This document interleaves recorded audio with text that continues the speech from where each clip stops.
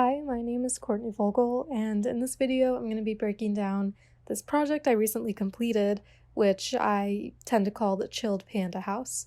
It's a fully modeled 3D scene in Unreal Engine, and I modeled everything in Maya, textured in Substance Designer and Substance Painter, and the focus of this project was to explore the different materials and how they age over time, which is why there's the new and the old version. And this project was based off of a concept art by Sylvain Sorel, which I'm probably saying wrong, but he's a great concept artist, and I got this from his art station, so definitely go check him out. Very, very good piece. So whenever I first start, I always start in, actually Unreal, and I do a block out just to get a sense of proportions and all of that, but then I instantly go into Maya and begin modeling everything.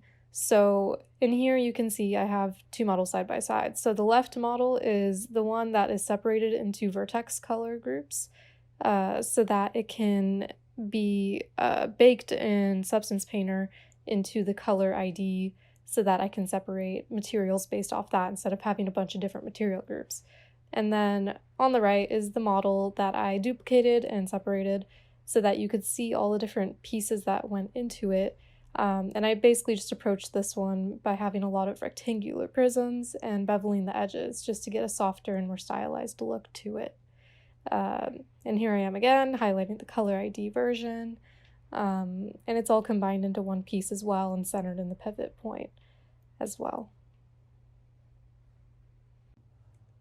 So here's another asset that's just a table. It has the same exact approach as the last model, just a lot of rectangular prisms with beveled edges and such like that.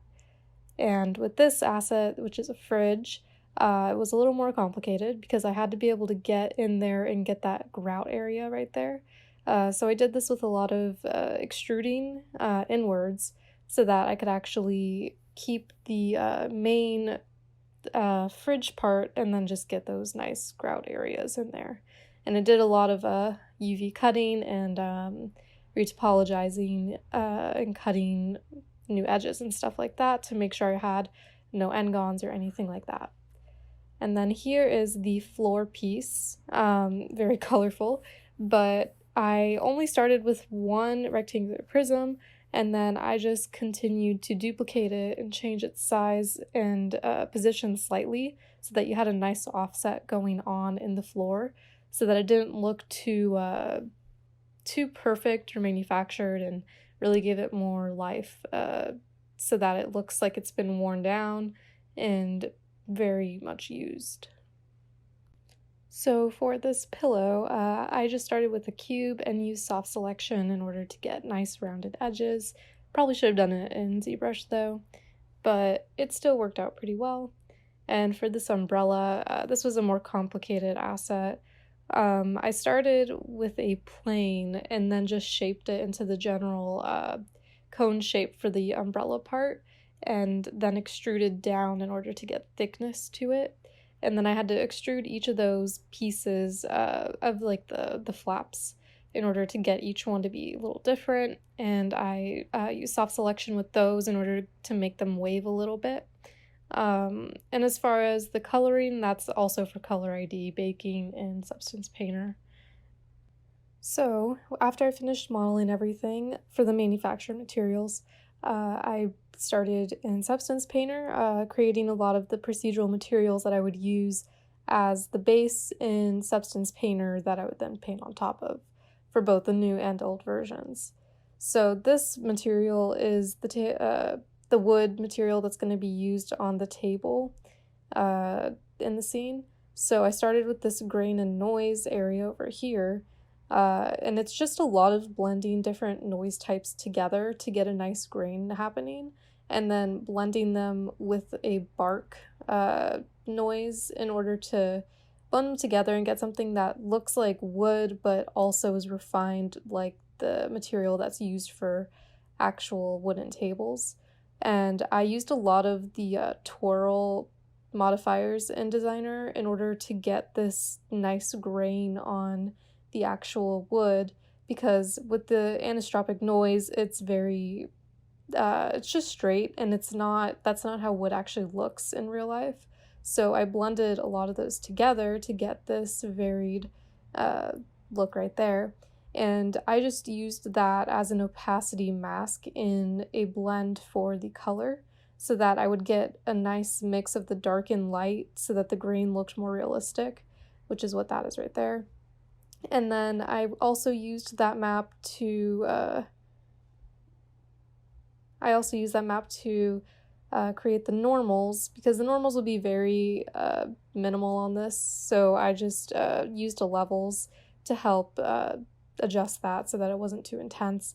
And I did the same thing with the roughness so that it would be varied roughness depending on where the grain was. And the same thing with the ambient occlusion, which is not very prominent in this material, but still must be there a little bit. Alright, so for this canvas material, I really wanted to achieve something that looked like canvas, but also had a little bit of discoloration and a little bit of modification, differentiation going on. So there's me showing the material. And a close-up of the grain that's happening in the actual threads. So for this, I started out with the main pattern, which I used different tile generators and weave patterns in Designer, and kind of combined them together to get this unique looking material that has definition when you zoom in on it. I then created a dirt using different directional blurs, black and white spots, and levels to get it to not be too intense, and I then blended it with that original canvas little tileable texture thing I made previously in order to get both coloring in the canvas, so darker in the little spots in the center and then white on the main thread, and then further blending that with the dirt so that it has discoloration and different levels of tone throughout it.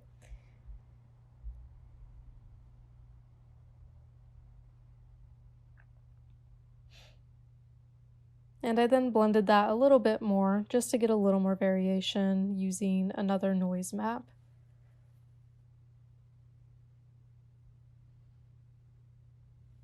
And I used that canvas that I created as a map to produce both the ambient occlusion, which really helps to deepen those spots, and to create the normal to further create the illusion of the canvas actually sticking out. For this cotton cloth material, which I used for the pillows, I wanted it to not look like the canvas, so I created a much smaller thread that didn't have holes anywhere, and I wanted it to also look like it wasn't just a perfectly flat piece of fabric, so I added a lot of, just a differentiation in like the height of where the cloth is falling a little bit, along with a little bit of but like cloudy adjustments in order to create some variation in color. And that's just showing how I generated the cloth pattern, which was using different weaves and tileable materials in order to combine them into that map right there. And I used that as an input for a lot of opacity maps in order to generate the coloring, which is what I did as a similar approach in the other materials. So I wanted to get that nice white and grayish color that I set parameters on, so that in Substance Painter I can later adjust the colors however I want to get different looks without having to come back in here and change it manually. And this is how I came up with the normals, using different clouds, blending them together, and then using them to generate both the ambient occlusion and the normal. And the roughness is pretty much all one value. This is the wood material I used for the floor, the walls, and the roof. So it's a little harder grain and more rough and less polished than that wood that I made for the table. So for this one, I also made it white just so that I could adjust all the color values with parameters later in Substance Painter. And the way I started this material was by using different noise noises in Designer, which consist of a lot of the same ones that I used for that first wood material, and I would just blend them together using just the normal blend node.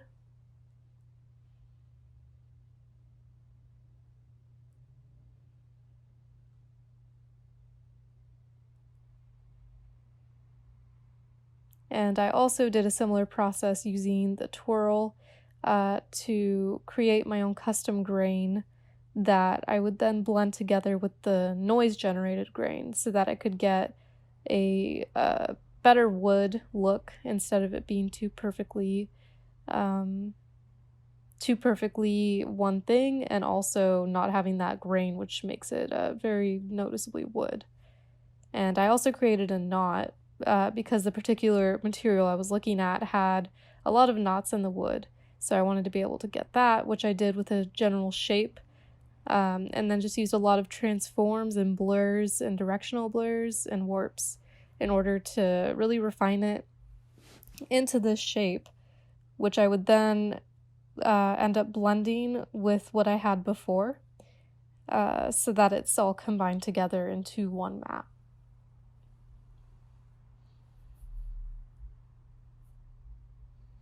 You can see it being blended right there. And with that, I put that into the normal and the ambient occlusion as well as the color in order to generate all of those maps. But the roughness is just a singular value, which I also parameterized so that I could adjust that later in Painter. And with a lot of these, I'm putting parameters on a lot of the values, including the normals, so that I can adjust how intense normals are in Painter later. For this Redwood material, it was a little bit different than the other ones. I definitely started with the same kind of noise process, but I needed to get cracks and make it more shiny, because this was a painted wood that's used on the lamp in my scene. So here you can see I'm showing the cracks in the material as well as the shininess of the paint that's on it.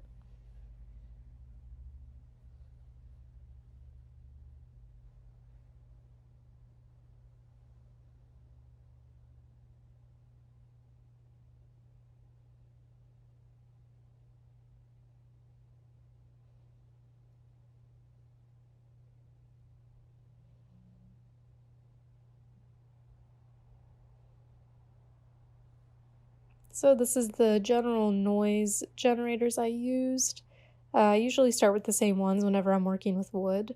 But with this one, I added in that fur generator because it helped add in a little more hidden kind of veins underneath for this material, which I then blended it all together. And with that, I put it into the opacity maps with some level adjustments for the coloring. So I wanted the darker red to be underneath a little bit in the veins, and then the light red to be on top. And over here is how I generated the cracks, which was using a shape and then using a lot of directional blurs and warps in order to get the general shape I needed, as long as a twirl to diversify it and using a transform to place where it's going to be on the material. And after I did that for each one, then I would blend them all together one by one until they were all into one material.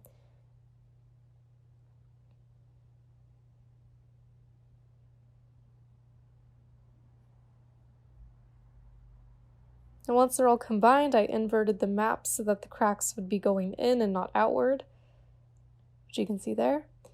And then I used that and blended it with the noise material I had from the other section so that it adds those cracks in with the existing material. And then I used a levels adjustment so that I could make those cracks more pronounced. And I used that to generate both the ambient occlusion and the normal maps. The ambient occlusion without that map, it's very noticeably different. The cracks do not show up nearly as much. And I didn't use the cracks map for the roughness because you wouldn't really notice the roughness inside there anyway, so I just used the noise map instead.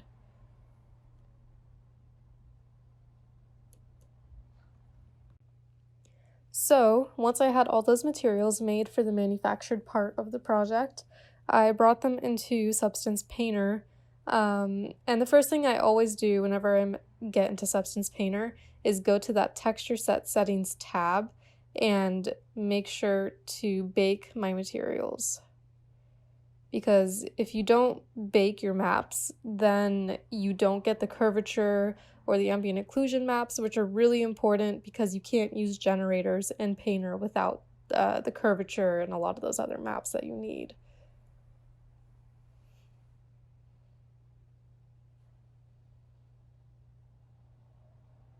And this is also where I bake the color ID maps, which end up being really important for how I apply the materials using masks in Painter.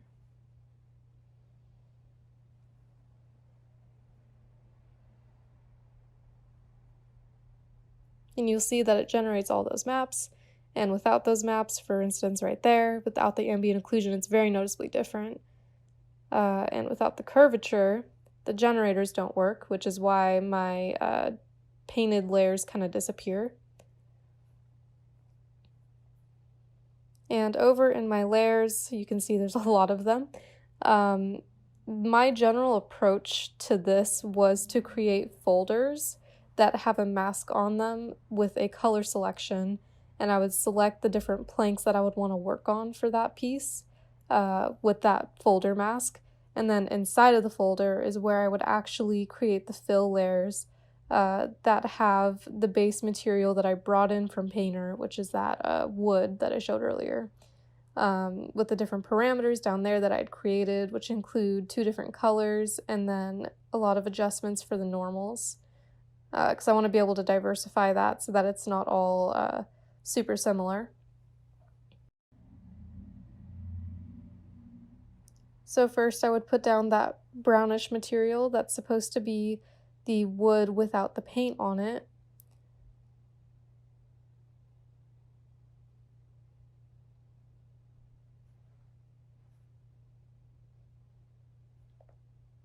And then I have the layer that's the wood with the paint, so that's just white, and I'd maybe make the normal intensity a little less because when you paint over stuff, you generally get a little paint buildup that kind of smooths that surface. And then I created a layer, that's just me showing the color ID.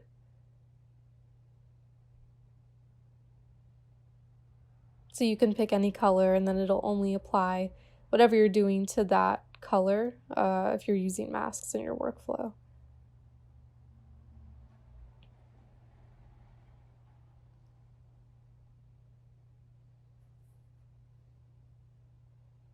And to make it look like the paint was coming through, I used a metal edge wear, which helps reveal the layer underneath, and you just mess with those values a lot. And then I would go in the height channel of the layers and then adjust the opacity only in the height channel so that I could affect how much it looks like that paint is sitting on top of that layer underneath. And then I finally would add a dirt layer, which is just a fill with a brown color, and then a mask that has a dirt generator on it, just to make it look like it's a little more worn and that it's actually been lived in and not too perfect.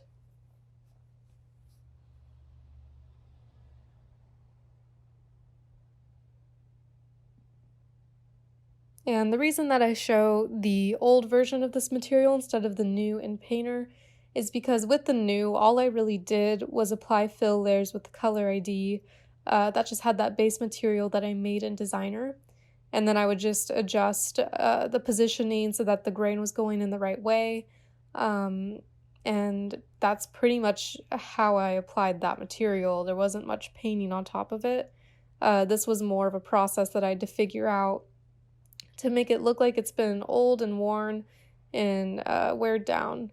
So this was a much more complicated process than just applying a base material. So this is the wall piece that's in the scene, and this one had a very similar approach to the floor piece that I did for the wood and making it look old, but I wanted to go over how I did the decals of the wave and the one chilled panda text. So right here, I'm just showing how I used masks to create all the different materials like I did last time, but I adjusted the color so that it's blue instead of white this time.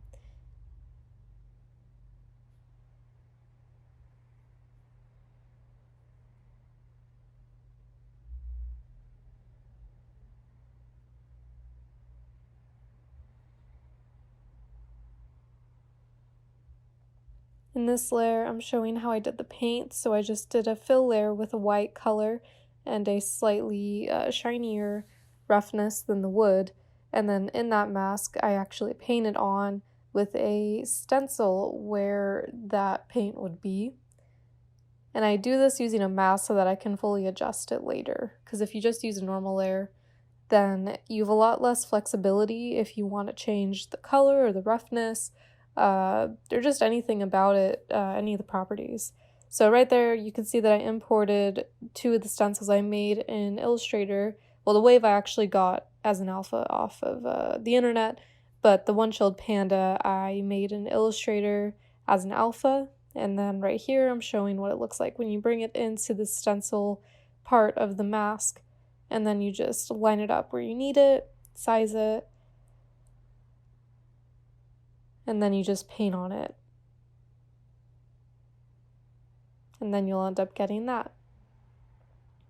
And I also used a cement brush, very low opacity, to erase a little bit of it so that it wasn't superly perfect on there, because even if this was a new treehouse, the paint wouldn't be exactly perfect. So you want to be able to chip away a little bit and make it a little lower opacity in certain places so that it's a little more worn. And I did the same thing with the wave, except a different color, so the darker blue. And I did that with another fill layer with a mask.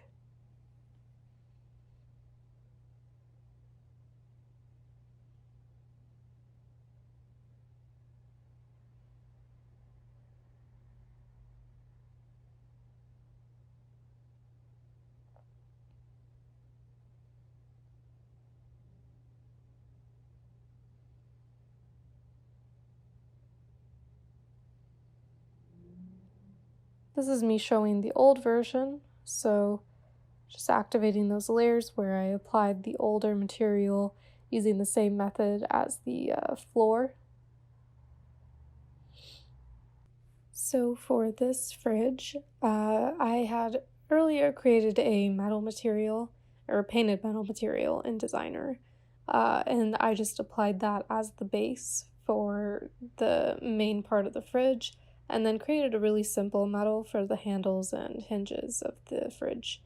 And after I applied it, I also messed around with the different parameters I made in order to get the right normal intensity and color variation and color tones that I wanted in the piece. So this is just me showing what the parameters do and why it's really useful to use them and create them in Designer.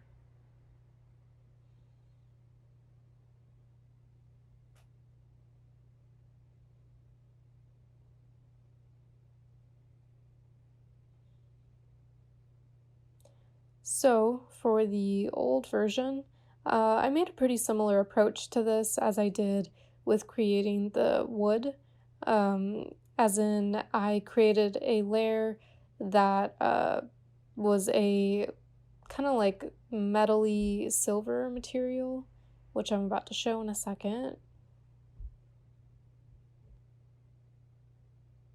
So I made the same approach with a folder with a color ID mask on it, and then I created the first layer, which is a silver metal.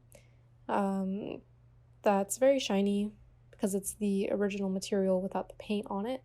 And then I added the layer with the red paint, and on that layer with the mask, I added the metal edge wear generator on it so that it would reveal that silver material that would be under the painted layer, similar to how I did the wood.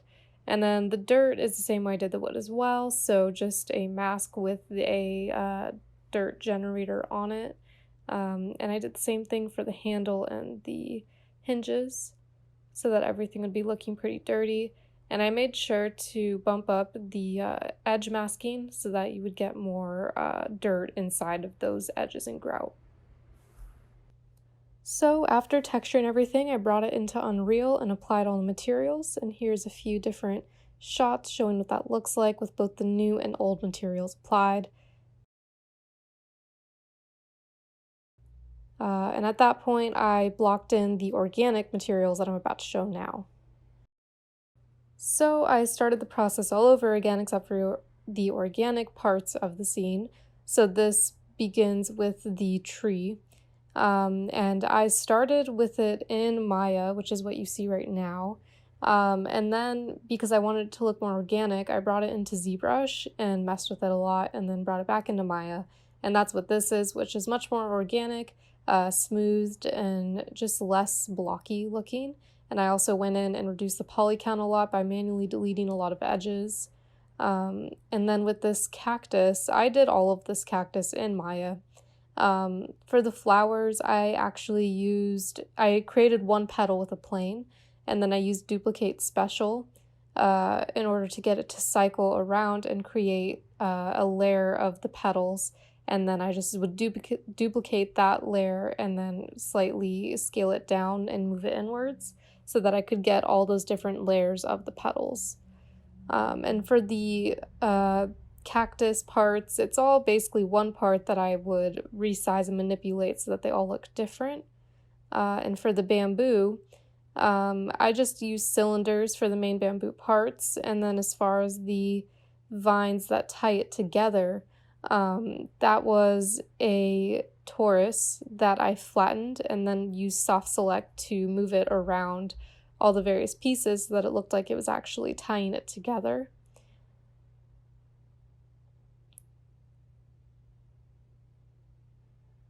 And you can see that I deleted faces where you can't see them in order to optimize the geometry and lower the overall poly count.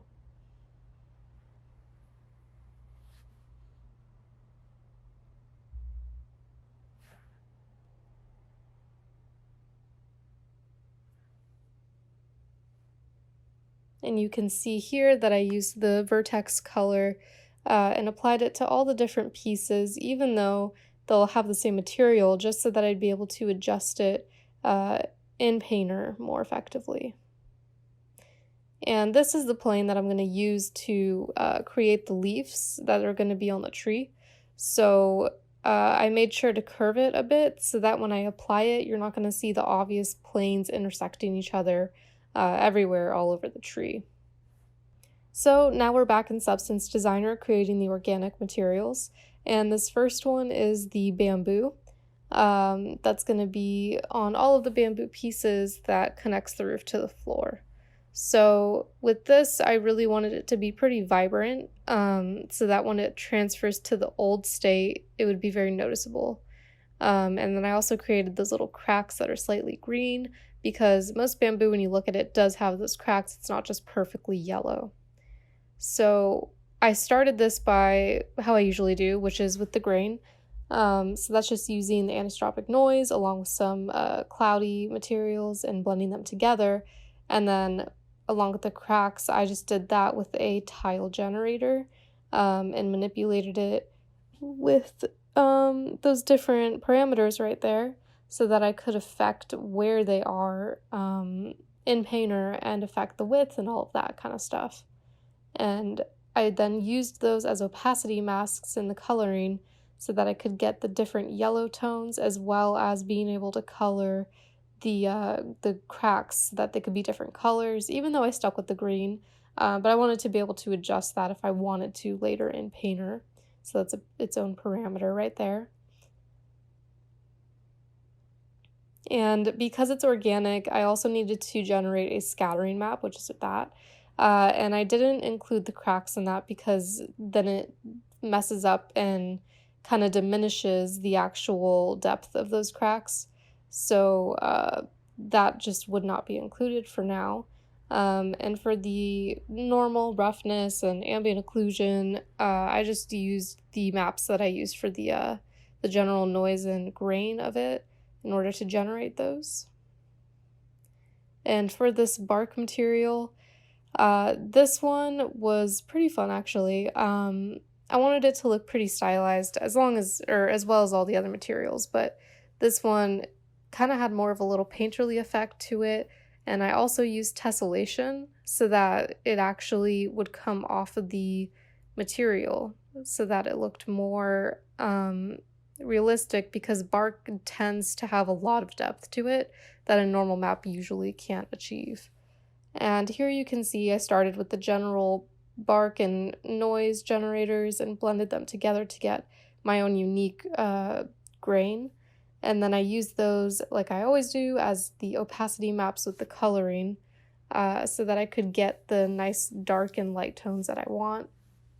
And then I used additional bark blending and adjustments. This is mainly for creating the different levels and color variations that I need to get the values I want out of my normal, my roughness, and my ambient occlusion. So even though I'm not using that as the coloring, it's very important in making those values stand out well.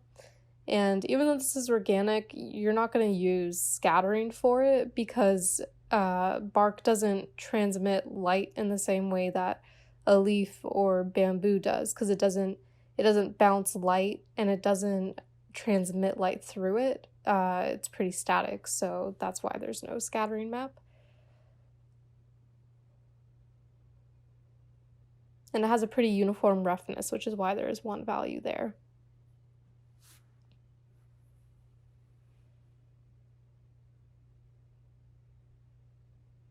And here is the cactus material that I made.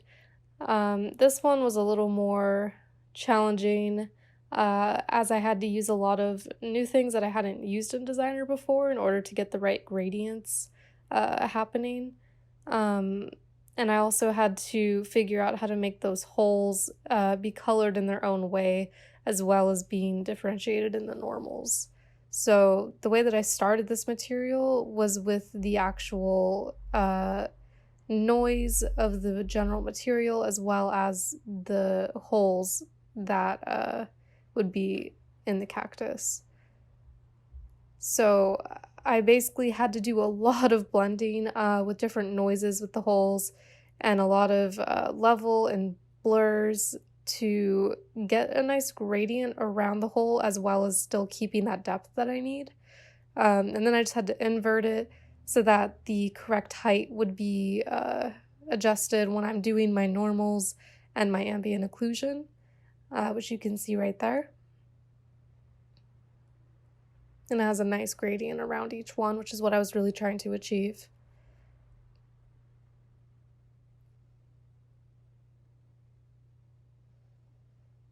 And then for the actual non-hole part, it was pretty simple to get the discoloration and variation that I needed, which I blended with the holes texture. And I also needed scattering maps, because cactuses, they do scatter light, not as intensely as a flower or a leaf would, but they still do. And I would blend together all these different colors using noise maps for opacity to get a nice cloudy variation in the coloring, which I would also then use for scattering, but I made sure to blend that the holes did not scatter color, because those would be less translucent than the rest of the material. And this is the part that I used to just color the actual inside of the holes.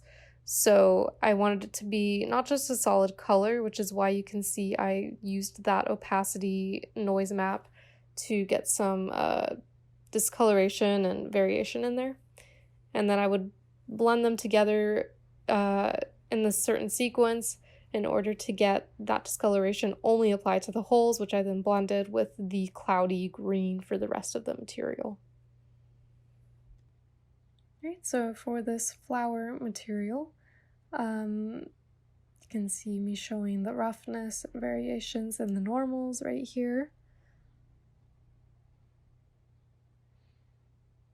This material I made to be very simple, because I knew that it was going to be on a very small piece of the environment, and I was going to be painting on it in Painter anyways, so I just wanted a good base to start off with, which is why I used these very simple noise masks to create this gradient color that I would use for the base color, but without the gradient for the scattering.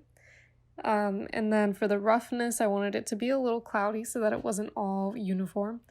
And the normal is a very simple noise mask that I blurred and then applied with the surface to the normals to get that little ripple material. And for this leaf material, this one was very complicated because I had to use things that I hadn't used before in order to get a nice gradient map going so that I could get smooth transitions in the height and the where the stems lead into the bigger piece of each of those little, what are those called? Little pods of the leaf. So I had to do this using a new technique that I hadn't used before, but which ended up being really effective and I liked. And here you can see that there's actually smaller cells within the larger cells to create more variation and detail in the material. So when I started this material, I started with the big veins of the cells with a general noise map that I altered using edge detect to get more variation and noise in it. And then I clouded it and warped it with a other noise map. And then this is the very important part. You have to use the flood fill and the flood fill to gradient. And I had to do 3 different ones in order to get that combined effect right there, which I then blurred so that it would not be as pronounced and intense. And then for the small veins, I started with a smaller noise cell with an edge detect to make them more prominent. And I did the same process using the flood fill so that I could get gradients on those as well that would be inside of the larger cells.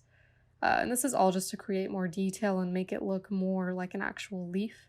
And for the actual height that I used for it, I ended up blending those 2 different layers of cells together and adjusted it a lot with different levels. But you can see I wanted it to be very subtle, but still prominent. And I used the inverted version for the roughness, as well as right there you can see in the normals how it's going to look when it's applied.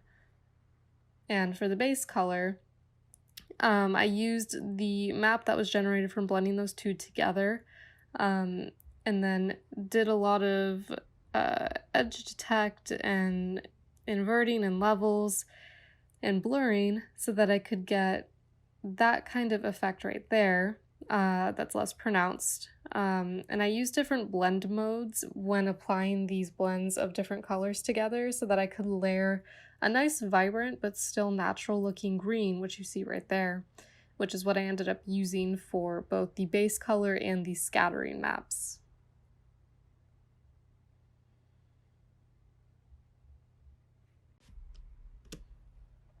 And this is the material I used for the vines that hold the bamboo pieces together.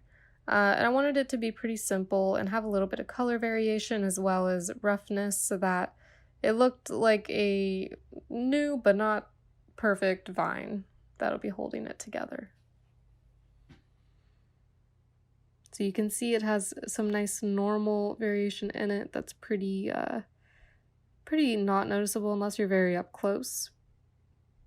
And for this, I started with a gradient noise, which I adjusted with various levels and blurs in order to get a less dramatic effect. And then that just went immediately into the roughness because I wanted it to be more rough in the darker areas. And then I used these other fractal noises and blended them together to create the normal intensity that I wanted.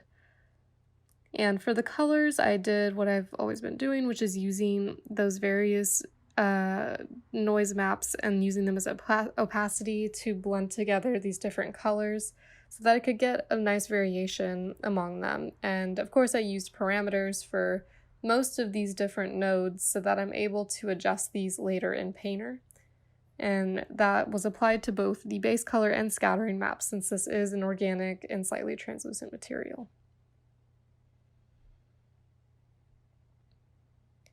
So once we're back into Painter, this is pretty much the same process for the new materials that I said before. So it's just basically importing the material from Designer and applying it with fills with masks on them, and just finding that right rotation and position so that the materials really look right on the model. So for the bamboo, it was a lot of rotation and scaling in order to get the grain flowing in the right direction, and to just make it look like it's actually a piece of bamboo. And over there you can see that I do have the scattering map enabled, which you have to add over in the texture set settings. And then you also have to go into your shader settings and your environment settings in Substance Painter and activate them all in order to actually see the effect of the scattering in Painter. So once you have your scattering working, you can see that the shadows are not black anymore, but instead reflect the color of the material that you're using. And over here, I'm just showing the different parameters I made, so I can quickly and easily adjust the color of the stripes any way I'd like. And I can also mess with the amount of stripes and the opacity and size of the stripes.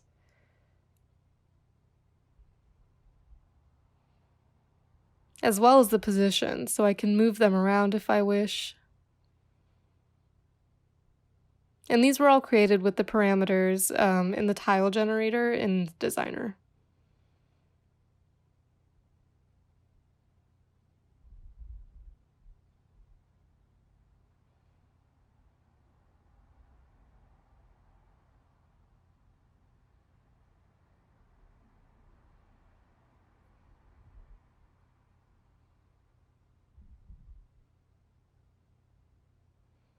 And here I'm showing the vines that I made.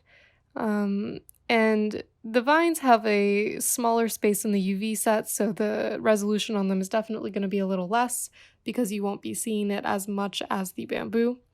And I just applied all of that on there. And this is me activating all of the old versions of the material, which I will also go through.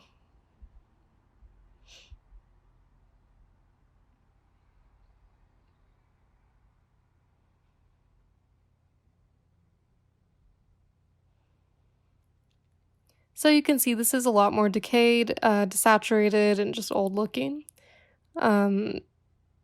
So it basically starts with the base layer that you already had, which is that right there. And then I would add on the desaturation layer, which I did by just duplicating that original layer and using my parameters. I would desaturate the yellow color and lower the opacity so that it's layering it on top of the older color. And then I added another layer, which just brings back a lot of that height information of the stripes and makes sure that they're still there and visible. And then I would add a dirt layer, which is just using the dirt generator on a map or on a mask to create the wear and tear that you would see with an aging piece like that. And for the vines, I kind of just created a new layer with a gray base color and a more intense normal and a full roughness value.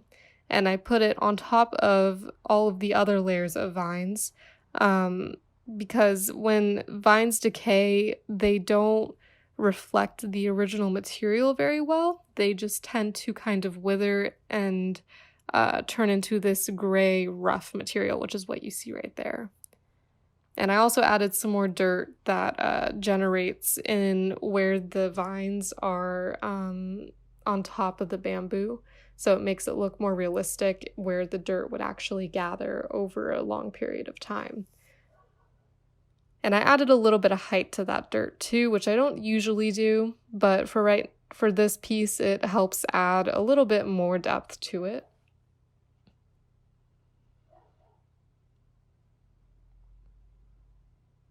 And you can see using edge masking with the dirt generators, you can get a nice dirt inside of the bamboo, as well as in the pieces, there we go, as well as where there would be more dirt on the inside because dirt gathers in crevices like that, as well as where the vines are.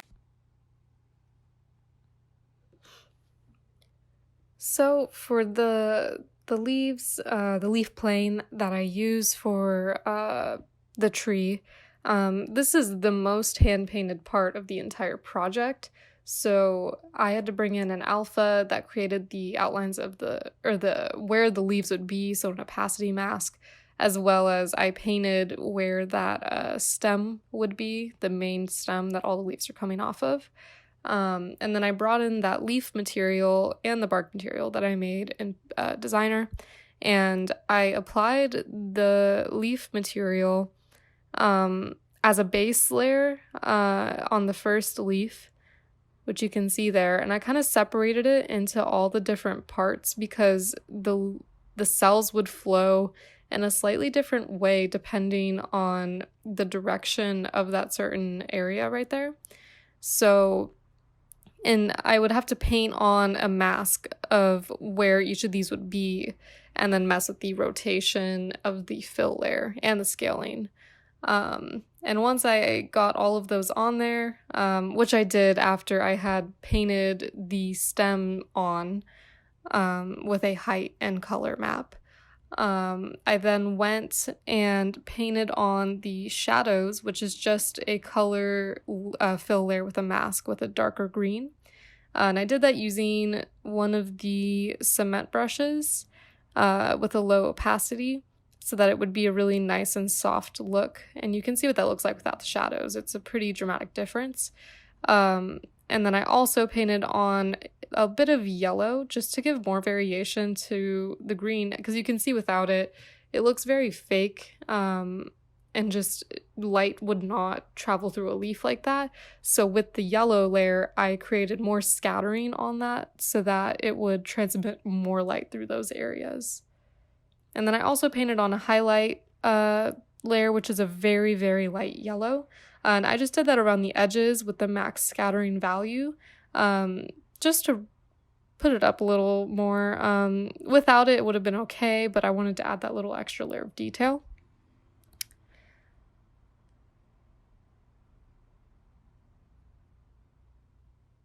And here I am showing how I painted the stems. So I just did it hand painted in Painter using a fill layer with the color, height, roughness, and scattering on.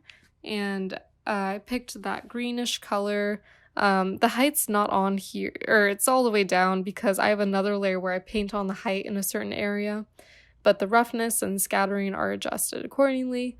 And I just painted on those stems. And then I had that other stem layer that has the higher height value so that when a stem, it's a little rounded. I wanted to be able to paint that on with precision.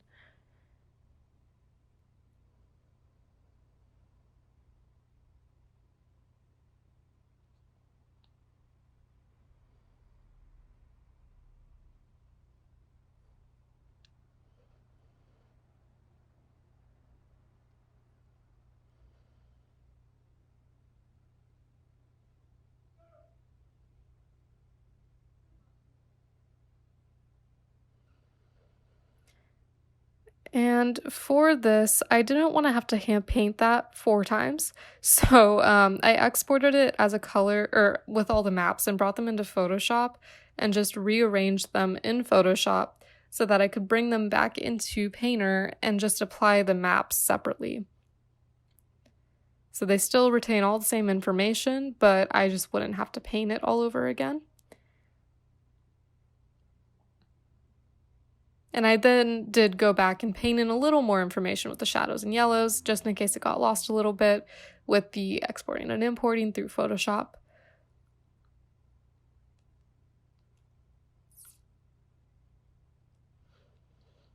Then you can see I'm activating all the layers I used for the old version, which is just a lot of shading, as well as a change in the stems so that they are brown instead of green. and it still retains a tiny bit of the green, but I had to paint over using different tones of yellows and oranges in order to really give it that older fall feel that I want. And later in Unreal, I actually use a color multiply node to get a little variation on color throughout the leaf clusters on the tree. Because if they're all the same exact color, which is this, it'd be very obvious that trees don't always have the same color in every spot. So you have to account for that, which I didn't do here, but I did do in Unreal, which you will see in the final product.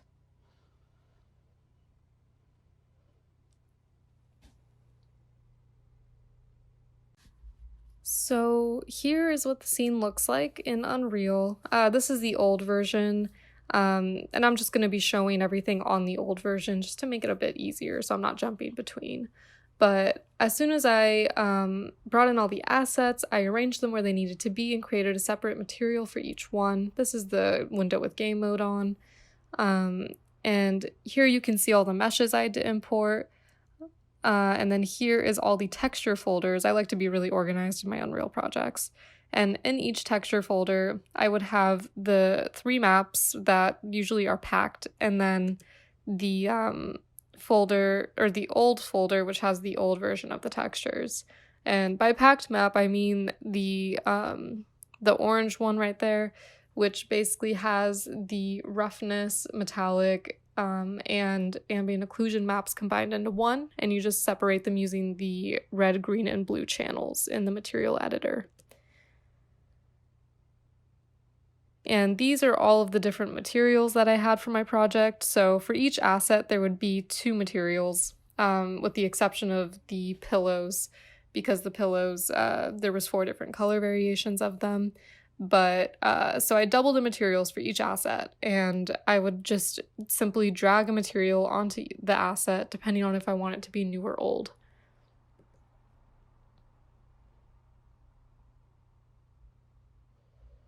And here you can see what the textures look like for the cactus, which is one of the organic materials that needed the scattering maps. So the exporting process for that was a bit different. I couldn't use the packed maps like I usually do for most of the manufactured materials.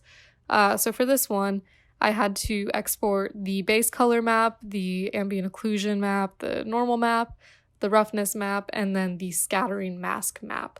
It's not an actual scattering map because the way that I do it at least is I multiply the scattering mask with the base color map, and it helps block out the areas that you don't want scattering to be, but it applies the color to the areas that you do want scattering and controls how much scattering is actually happening in that part. And here is the material editor for the cactus. So you can see what I just said of how I multiply the base color with the scattering mask, and then apply it into the subsurface color part of the material. And I also messed with the roughness a little bit just to make it a little rougher, which I did just by multiplying the map with the node. And this is just how I generally set up most of my materials, except if they're more complicated ones that require something different. And here you can see the cactus in the scene with the new material and the cactus with the old material. And for the rug, this is one of the assets in my scene that required tessellation. So for tessellation, you have to go into your settings, which I have on the left right there, and you have to turn the tessellation mode to PN triangles and make sure you check the crack-free displacement and adaptive tessellation boxes. And the crack-free displacement, really important. It'll keep your geometry from essentially shattering and separating from each other with the tessellation. So make sure you have that checked. And the way I set up my tessellation is I have the height map, which you multiply with your tessellation multiplier, which is for me a 5, 1 vector. And then you have to multiply it with the vertex normal world space node, which is the most important node to make your tessellation work. And then you then put that into the world displacement part of the material. And the only way that you can control how intense this tessellation is happening is with the tessellation multiplier, and that also gives you more resolution on how much the piece of geometry is being tessellated. And then you can see the packed map at the bottom with the separated red, green, and blue channels that I use for my manufactured materials. So that's just going into the roughness, metallic, and ambient occlusion. And everything else is set up like all my usual materials. And here's the rug. You can see the tessellation happening on the edges. It's not just a normal map.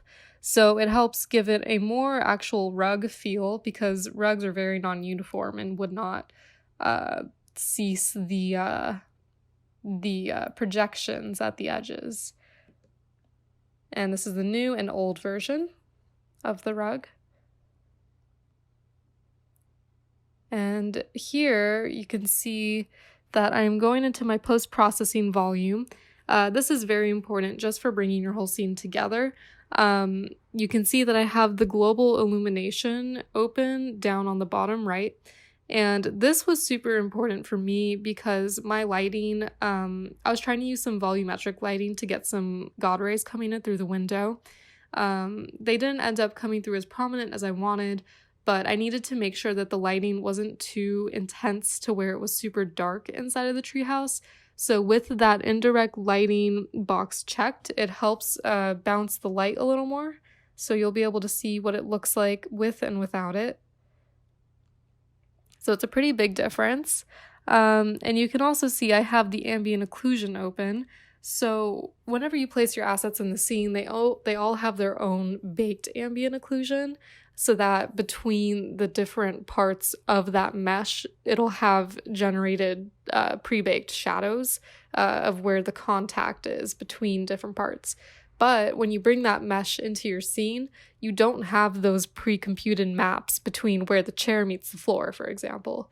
So a lot of times it can make it look like your mesh is floating in space because it's not having that contact shadow that you would normally have in real life. So to help with that a little bit, because lighting in a real-time renderer can be a little tricky, you can go into your post-process in the ambient occlusion section and turn that on, and that'll really help bump up those contact shadows and make everything look more grounded in the scene. So here you can see what it looks like with and without it. And without both the global illumination and the ambient occlusion, it's quite dramatic. And with them back on, it looks far better and much more grounded. And then here are some final renders from my scene. So here's the new version. And this was a really fun project because I really enjoy stylized work, and I wasn't initially trying to make it super stylized, but it just kind of happened and I just went with it because I just enjoy the painterly look a lot more. But I still like to reflect what the materials actually are. And I've done a stylized environment before, and that environment actually had fully hand-painted materials. That was before I knew substance designer. And I hand-painted everything in that scene, which took a very long time, but I did like how it looked a lot. So I'm used to that hand-painted texture workflow. And for this, I barely hand-painted anything. Almost all of it was procedural besides the leaves and the exception of the decals on the wall. So trying to figure out how to make it look stylized without actually painting on a surface was a really good learning experience. And I encourage you, even if you are super into the hand-painted workflow, try and learn designer.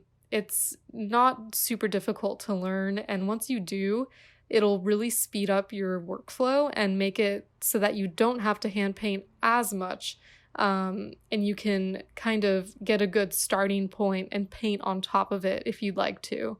And you can still end up with something like this, just using generators, procedural materials, and all of that. Because stylized art doesn't have to be hand-painted. It just needs to be... I don't even know how to define stylized art, but you don't need to hand paint it. You can employ these different methods, explore them, and see how it changes your workflow and if you like it. This is my first time using Designer, and I'm definitely going to use it for every project that I work on from now on.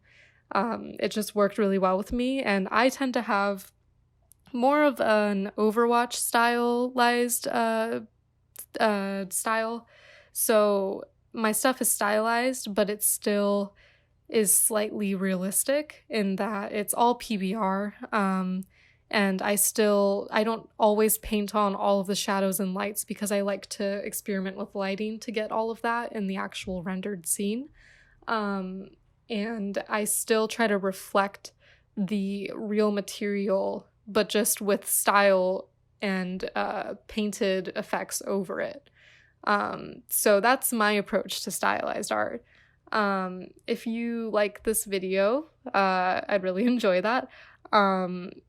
I think this is a very good way to experiment with different workflows. And if you haven't used Unreal or Designer, try it out. It's pretty great.